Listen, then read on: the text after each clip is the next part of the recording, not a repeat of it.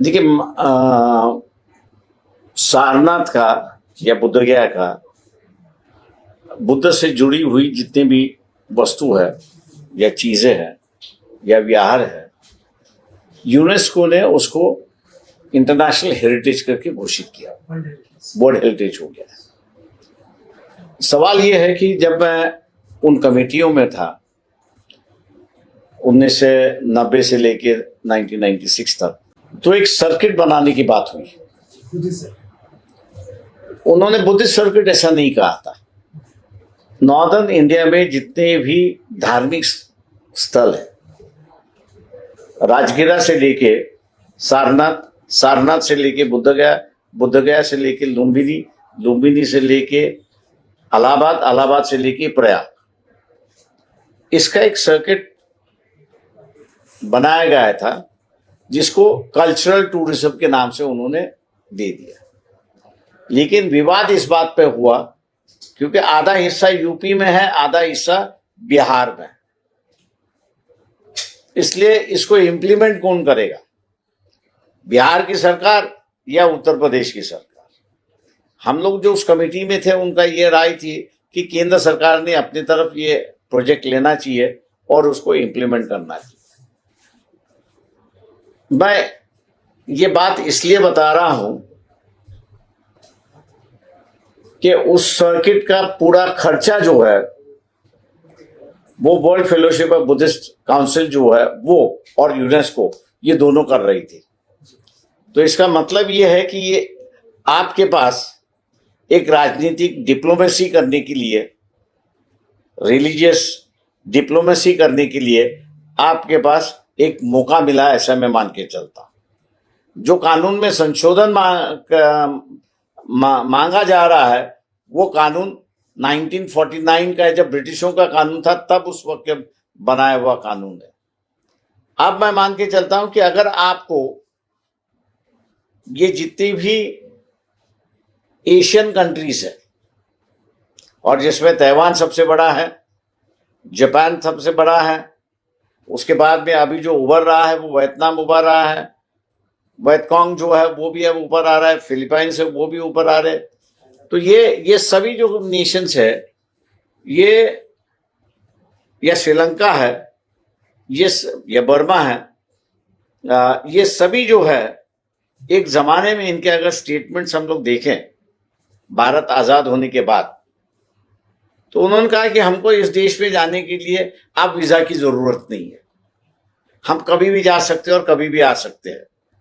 और नेहरू ने उसको जवाब ये दिया था कि you are most welcome, even if you don't have visa we will invite you. और ये जो सेंटिमेंट है, इस सेंटिमेंट को जो है मैं समझता हूं कि हम लोग ने इनकैश करना चाहिए। पुराना कानून है, पुराना कानून के मुताबिक जो है मैं समझता हूं कि संशोधन होना जरूरी है। और इंटरनेशनल डिप्लोमेसी अगर आपको करनी है तो मैं समझता हूं कि जितने भी ये बुद्धिस्ट कंट्रीज है उन सरकार से आप कहे कि आप आपका एक नुमाइंदा कमेटी पर भेज दीजिए ताकि वो मैनेजमेंट जो है, मैनेजमेंट तो यहीं के लोगों की होगी, लेकिन एक हमको रिप्रेजेंटेशन मिला है, एक भावना है, और उस भावना को जो आप एक मौका देके भारत के साथ उनको जोड़ना चाहते हो, तो मैं समझता हूँ ये काफी बड़ा इंटरनेशनल मुद्दा है, डिप्लोमेसी का मुद्दा है कि आपको एक ब्लॉक आपके साथ में हमेशा के लिए आप रख सकते हो। लेकिन हमारे यहाँ जो है वो डिप्लोमेसी की सोच है ही नहीं।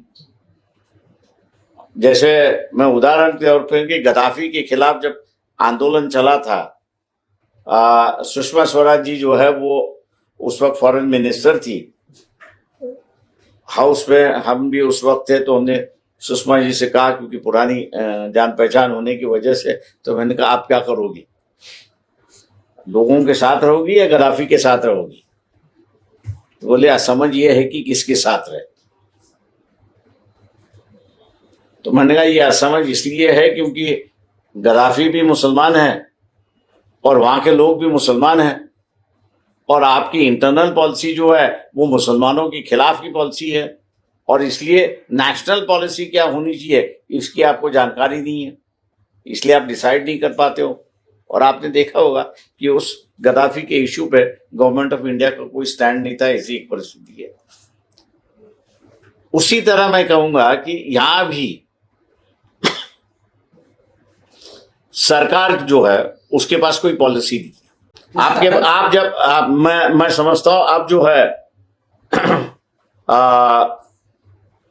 यूएस आपके विरोध गया है, आपकी गोदी मीडिया मोदी की प्रशंसा कर रही है, लेकिन इंटरनेशनल मीडिया जो है मोदी को किस तरह से बेइज्जती किया गया है उसके दौरे दे रही है।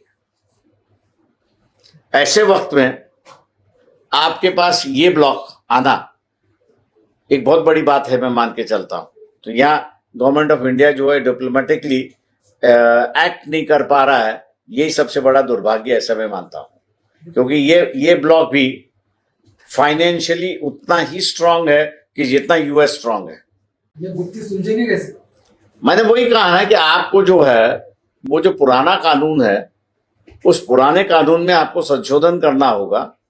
संशोधन करते समय एक इंडियन मैनेजमेंट जो दिन की व्यवस्था देखेगा उसके एक प्रावधान करना होगा, और दूसरा एक डिप्लोमेसी के तौर पर ये सभी देश इमोशनली इन चीजों से अटैच्ड है और ये इमोशनली भारत से भी अटैच्ड है।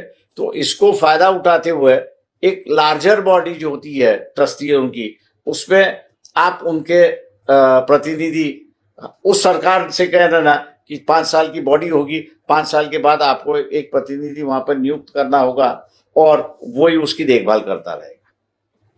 सिंपल सा सॉल्यूशन है, कोई दिमाग लगाने की बात नहीं है, लेकिन हमारी मानसिकता होनी चाहिए कि हम लोग उस बात को समझें। अगर आपने अभी तक हमारा चैनल सब्सक्राइब नहीं किया है तो सब्सक्राइब करें और घंटी का बटन बिल्कुल भी दबाना ना भूलें ताकि सभी लेटेस्ट खबरें पहुंच सकें आप पे सबसे पहले।